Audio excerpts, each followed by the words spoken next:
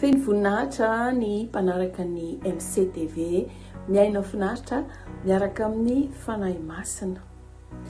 Ity fiainana fandalovana ity ireo olona raha vao tsy arahana amin'Andriamanitra dia mivadika fiainana feno pokaty sady maizina.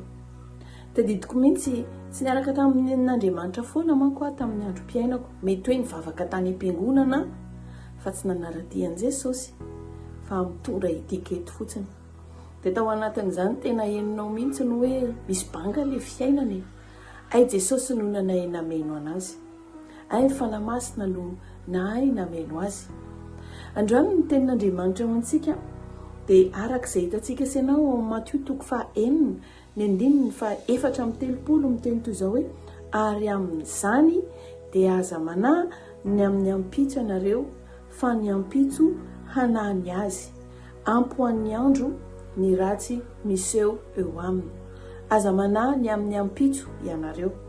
Rehefa mijery ny zava-misy isika dia rariny loatra raha eritreritra ny momba ny zanakitsika ny amin'ny asa ahoana ihany ty vidim-piainana ity fa hozy izy Andriamanitra hoe tsy mahay miara-dalana amin'ny olona be aya sy tahotra.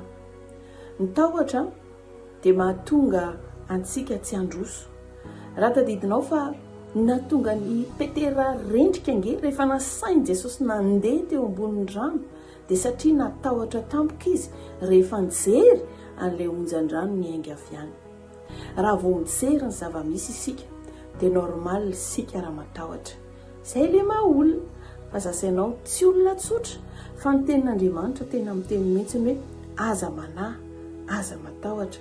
Dia ozy izy koa eo alohaloha kely hoe fa iza aminareo ozy izy na dia manahy aza no mahay manampy ny andro iainany na dia kely monja aza.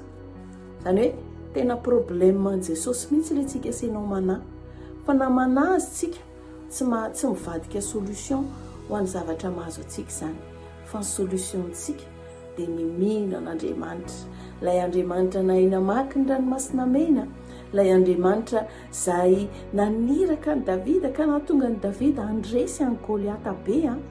Izany rehetrarehetra izany tsy miova io Andriamanitra io. Io ane hiaraka makiny izay mety ho endrika ranomasina mena anao. Aza manahy. Fa hozy izy Andriamanitra hoe ny amin'ny zavatra ho avy no anontania ahy. Fa ny zanako sy ny asan'ny tanako izy avelao adidiko sasa mirery.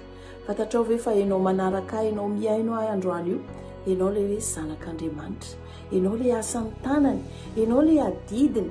Isika olombelona aza raha ray aman-dreny mahay responsable ny zanakitsika. Tsy mainka fa ny ray any an-danitra izay antsoina hoe ray fitiavana. Tena tianao izy ho tahinany ianao ary tsy hanany zava-mahory any ianao.